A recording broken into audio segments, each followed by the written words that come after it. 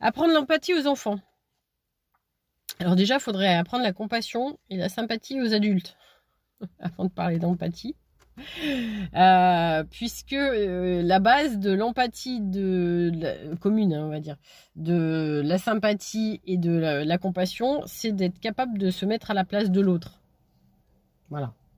Ou en tout cas, ne pas juger hâtivement et être capable de se dire que voilà, de voir positivement, donc ce que moi j'appelle positivement une situation, dans le sens où on ne va pas jeter la pierre tout de suite à la personne et on ne va pas le juger, hein, ou préjuger surtout.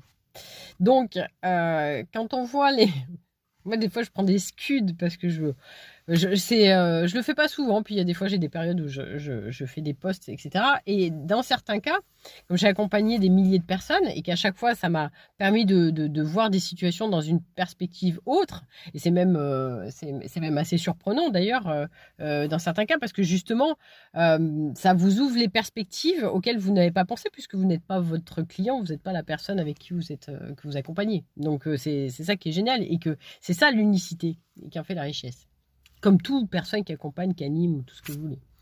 Et en fait, quand j'entends l'empathie chez les enfants, d'abord, on leur en met quand même beaucoup sur le dos, ces gosses.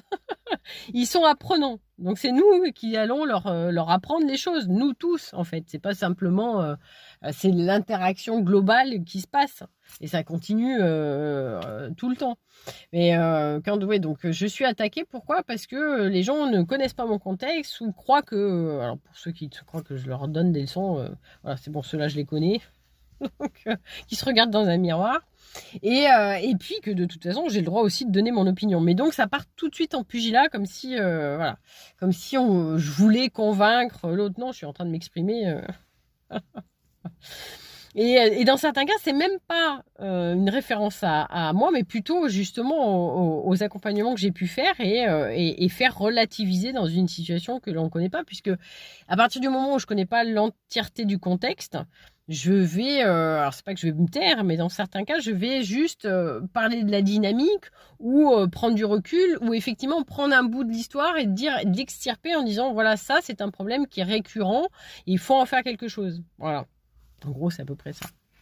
Donc, avant de parler d'empathie, etc., c'est déjà éviter le ma pauvre, le pauvre, la pauvre, mon pauvre. Voilà, ça c'est de la pitié. Donc déjà, sortir de la pitié pour arriver avec de la considération et aider à remonter l'estime de soi et la confiance en soi par de la sympathie ou de la compassion, c'est déjà pas mal. On va commencer par là et par les adultes d'abord.